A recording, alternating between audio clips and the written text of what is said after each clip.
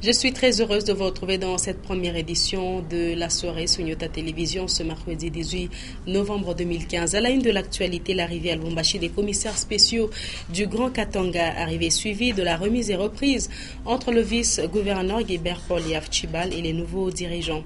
À suivre aussi le tête-à-tête, Antoine Gabriel Kyungu Akumwaza James Swan, le président de l'Assemblée provinciale du Haut-Katanga et l'ambassadeur des États-Unis d'Amérique ont parlé des questions politiques de l'heure. Et en sport, l'actualité, c'est la victoire du tout-puissant Mazembe 1-0 sur Lubumbashi Sport et celle en déplacement du FC Santé Lupopo 2-0 devant US Chinkunku. Et pour commencer, c'est aujourd'hui que sont arrivés à Lubumbashi les commissaires spéciaux récemment nommés par le chef de l'État, Joseph Kabila Kabange. Chaque commissaire spécial et secondé de 2 adjoints. Ils vont diriger les provinces nouvellement démembrées. Pour le Katanga, on compte le Haut-Katanga, le Haut-Lomami, le Tanganyika et le Lualaba. Le Haut-Katanga avec à la tête Félicien Katanga. La cérémonie de remise et reprise est même intervenue toujours ce mercredi après-midi entre l'équipe sortante et les nouveaux acteurs. Un reportage de Edouard Kankou à suivre dans nos prochaines éditions. Le président de l'Assemblée provinciale du Haut-Katanga, Antoine Gabriel Kyungu Akumwaza, a reçu ce mercredi 18 novembre 2015 à sa résidence privée l'ambassadeur des États-Unis d'Amérique en RDC, James Swan. Les deux personnalités ont principalement échangé autour des questions politiques de l'heure. Un autre reportage à suivre tout à l'heure. Les pluies qui s'abattent sur la ville de Lubumbashi montrent déjà leurs inconvénients, on peut le dire. Le cas des arrêts de bus qui se trouvent au niveau de Machipicha à la Gécamine. À ce jour, les parkings sont envahis par les nids de poules remplis d'eau de pluie, une situation qui empêche les passagers à monter facilement dans les véhicules de transport en commun. Le constat de Richard Chimbaïdian Kassongo. C'est au moins 4 arrêts de bus que l'on peut trouver au terminus de Machipicha. Dans ces arrêts de bus, des taxis et taxibus vont vers Kasumbalesa, Kipushi, Katuba et au centre-ville. Avec l'arrivée de la pluie, il devient de plus en plus difficile pour les passagers d'embarquer dans les véhicules à cause du mauvais état des parkings. Au niveau de l'arrêt Kasumbalesa par exemple, des nids de poules et de la boue empêchent les véhicules de stationner convenablement. 2 fois, les conducteurs sont obligés de prendre leurs passagers sur la grande route. La même situation s'observe du côté de l'arrêt Kipushi. Ici, les tranchées et nids de poules sont transformés en poubelles. Ici, nous avons remarqué que chaque fois qu'il pleut, les habitants de ce quartier jettent les saletés sur la route et la pluie les emporte jusque dans notre parking.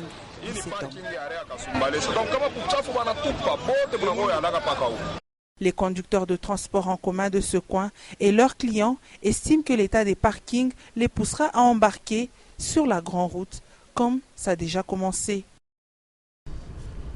C'est à travers la cérémonie de remise d'intrants et semences aux agriculteurs que l'entreprise minière Rwashi Mining a lancé officiellement la campagne agricole 2015-2016. Le staff dirigeant de Rwashi Mining a donc rencontré les agriculteurs pour les encourager à exceller dans l'opération de remboursement. Un reportage de Edouard Kankou. L'entreprise d'exploitation minière Rwashi Mining a lancé la campagne agricole ce mardi 17 novembre 2015. Avant la traditionnelle cérémonie des remises d'intrants et semences, les agriculteurs ont remercié Rwashi Mining qui, malgré la crise qui frappe les entreprises minières suite à la chute des cours des métaux, ne baisse pas les bras en les assistant.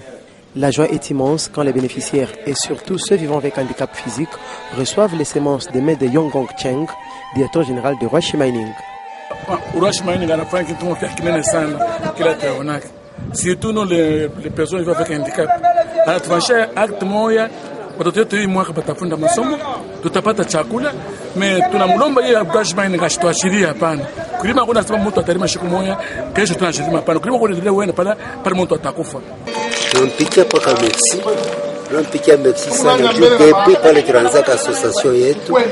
Ni yeye ndio anatuanza leo kutuanjia kumbeko kwa mwanzo kutupatia kumbeko mwingine juu ya kulimisha nako.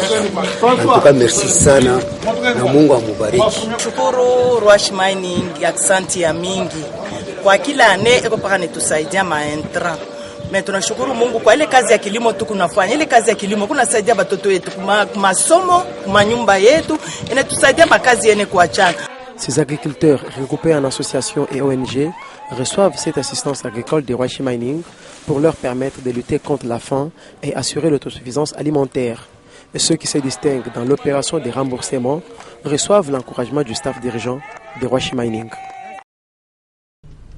Et on va insister ici que la plupart des toilettes au camp des assistants ne sont pas bien entretenues. Hormis les mauvaises constructions, les sanitaires n'ont pas de fosses septiques, leurs canalisations sont orientées vers le canal. Tout ceci présente des risques de maladies, surtout avec les fortes pluies qui tombent déjà sur la ville de Lubumbashi. Michel Oleladian Kasongo. Elles sont soit mal entretenues ou non couvertes, bref, pas hygiéniques, la plupart des toilettes du camp des assistants. Au départ, ces toilettes sont construites soit en briques adobe, soit avec des tôles. Pire encore, elles sont recouvertes de bâches. Et la majorité de leurs conduites sont canalisées dans des tranchées ou dans le grand canal qui longe le quartier. Avec l'arrivée des fortes pluies, les eaux de ruissellement peuvent être un risque énorme des maladies pour les populations. La crainte de quelques habitants est que ces toilettes soient emportées par des vents violents, étant donné que ces lieux d'aisance sont fréquemment sollicités. Leur entretien devrait être régulier. Selon les spécialistes en santé, la toilette est un élément sanitaire qui se salit et s'abîme le plus. Et les microbes s'y développent encore plus. La plupart, ce sont des bactéries qui sont à l'origine des mauvaises odeurs.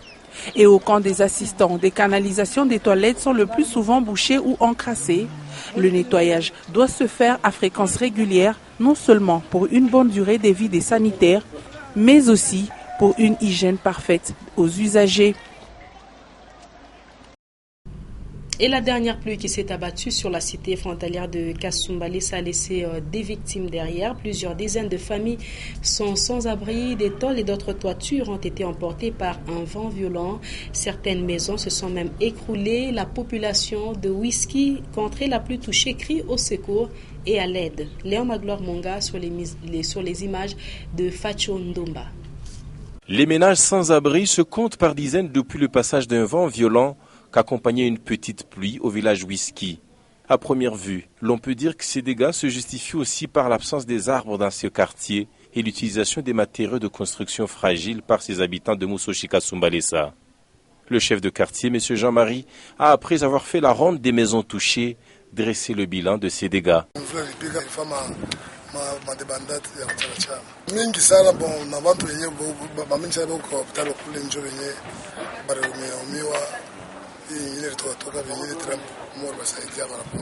À présent, l'heure est à l'assemblage des tôles et des charpentes et les victimes crient au secours.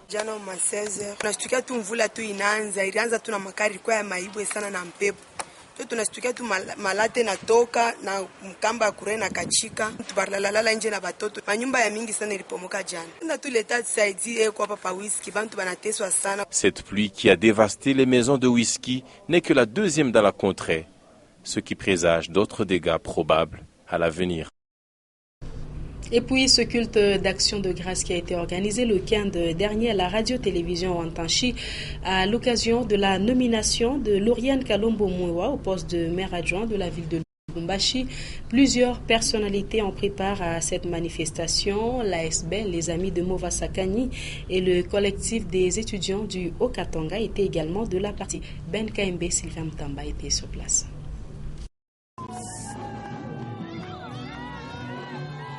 Cette deuxième sortie officielle de Madame Lauriane Mouewa s'inscrit dans le cadre d'un culte d'action des grâces depuis sa nomination. Une manifestation à laquelle ont pris part le collectif des étudiants du Haut-Katanga, la famille biologique de l'adjointe au maire, l'association socioculturelle Saint-Pia, ainsi que plusieurs convives. Après une brève exhortation, l'adjointe au maire recevra quelques présents en présence de son cher époux.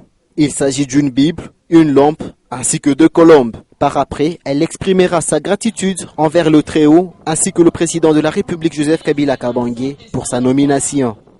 Président wetu Raisi Joseph Kabila kwa kuitika kunifanya confiance juu ya kuninome maire adjoint ya Lubumbashi. Mina sema merci sana parce que mina jua sema mwebote murikuya tena hapa magharibi ya leo. Murichika kungana pamoja na shie kusudi tufanye kazi. Licenciée en sociologie, Madame Lauriane Mouewa entend pérenniser l'idéologie du chef de l'État tout en étant aux côtés de Jean-Oscar Sangouza, maire de la ville.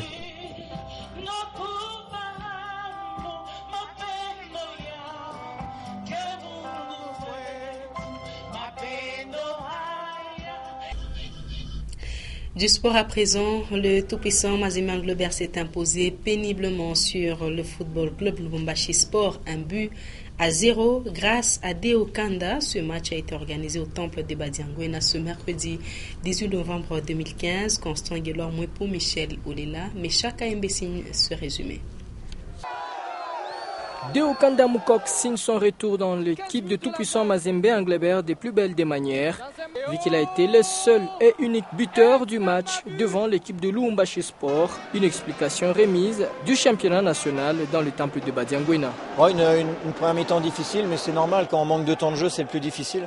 Et je l'ai trouvé beaucoup mieux en deuxième attaquant sur la dernière demi-heure. J'ai trouvé qu'il avait de meilleures sensations. C'est un rôle plus tactique. Il a été intelligent dans ses déplacements. Donc en tout cas, c'est un but qui va l'encourager et lui faire beaucoup de bien.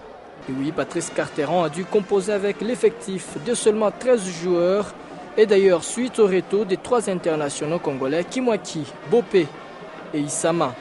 Ouais, c'était notre objectif, gagner 1-0. On savait qu'avec le retour de nos internationaux quelques minutes avant le coup d'envoi, c'était pas facile pour eux. Bravo déjà. Ils ont eu le mérite de rentrer et de nous permettre d'avoir 13 joueurs sur la feuille de match. Après, on avait effectivement beaucoup de joueurs qui manquent de temps de jeu, qu'on avait besoin. Donc c'est pour ça que vraiment on va se contenter de ces 3 points qui sont fondamentaux en attendant le retour de tous nos joueurs qui vont arriver dans les jours qui viennent pour préparer et ce déplacement au Ghana et également ce match face à l'AS Bantou avant nos matchs de la semaine prochaine. Le match, lui, a ressemblé à cet état de choses.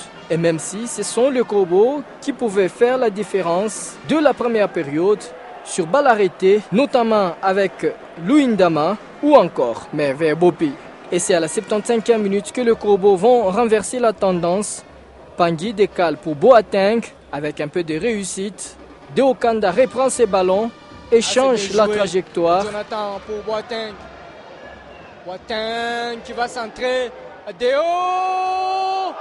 Et finalement but! Il y a finalement but! 1-0, tel a été le score de cette rencontre, permettant aux Corbeaux de rompre avec la série des matchs nuls qui les avait caractérisés avant les 2 rencontres finales de la Ligue des Champions.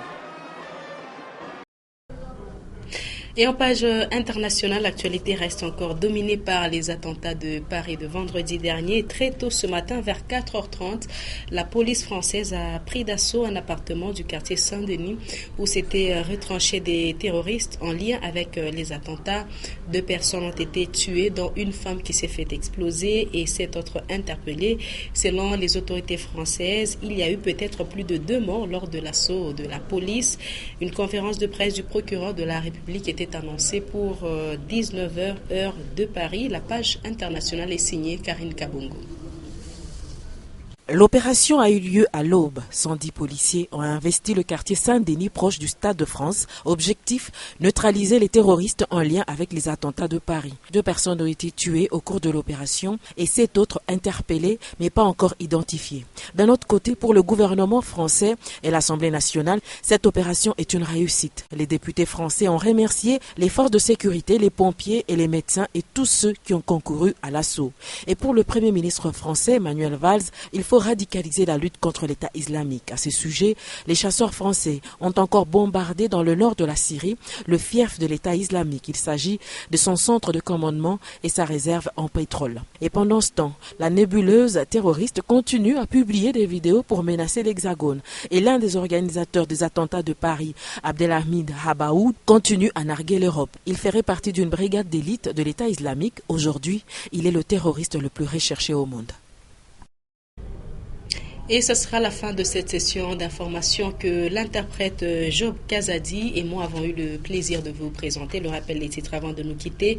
On note pour l'essentiel l'arrivée à Lubumbashi des commissaires spéciaux du Grand Katanga, arrivée qui a été suivie de la remise et reprise entre le vice-gouverneur Guébert Poliaf Chibal et les nouveaux dirigeants.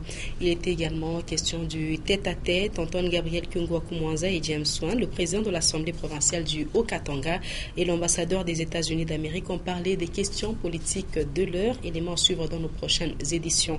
En sport, l'actualité, c'est la victoire du tout-puissant Mazembe 1-0 sur Lubumbashi Sport et celle en déplacement du FC Saint-Éloi Lupopo 2-0 devant l'US Chinkunku. Et c'est par là que s'achève complètement ce rendez-vous de l'actualité. Le prochain rendez-vous, c'est tout à l'heure à 21h, les news, juste après le journal en anglais et à 23h, le dernier journal avec Patricia Naïs-Maoka. Avec plaisir, je serai avec vous demain à partir de 17h30. Très bonne suite de nos programmes.